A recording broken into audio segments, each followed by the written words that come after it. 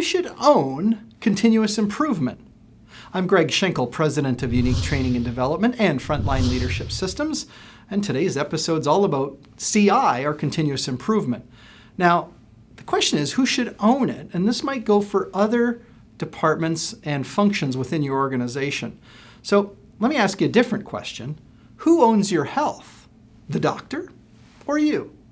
Well, in reality, of course, it's your health. You have to take primary responsibility for it, even if your doctor is your consultant or your advisor to help you when your health isn't as good. In the same way, continuous improvement has gone through an evolution over time. What we know is it used to start out when it was a kind of a newer concept with consultants. And so you'd hire experts like myself and my colleagues, and we would come in and we would teach you about continuous improvement, maybe even run some Kaizen or continuous improvement events.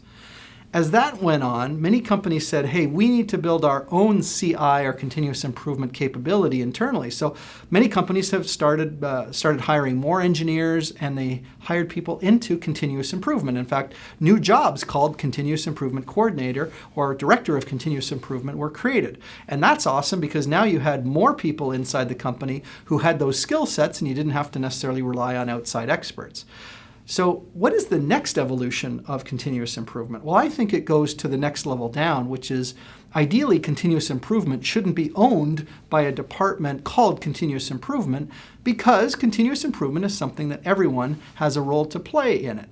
And so we really want, in the end, operations to own continuous improvement. Now, what does that mean for all my CI coordinators out there? Please don't turn off this video yet.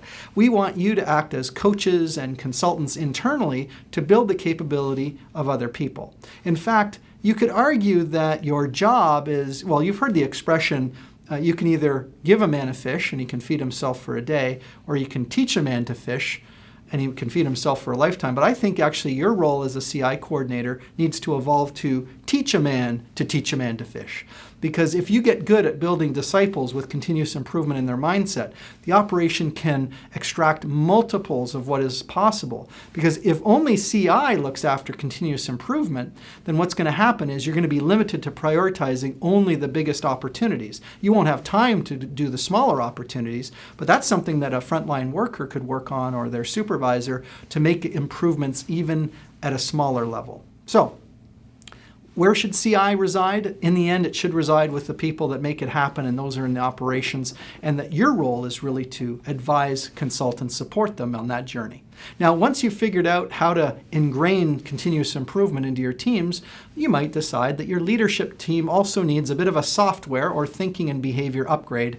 And of course, that's where we come in with our Frontline Leadership Program. Now, we still do it the old-fashioned way of showing up on-site in person to do workshops, but many people are embracing our brand new virtual training studio that we've had for the last several months.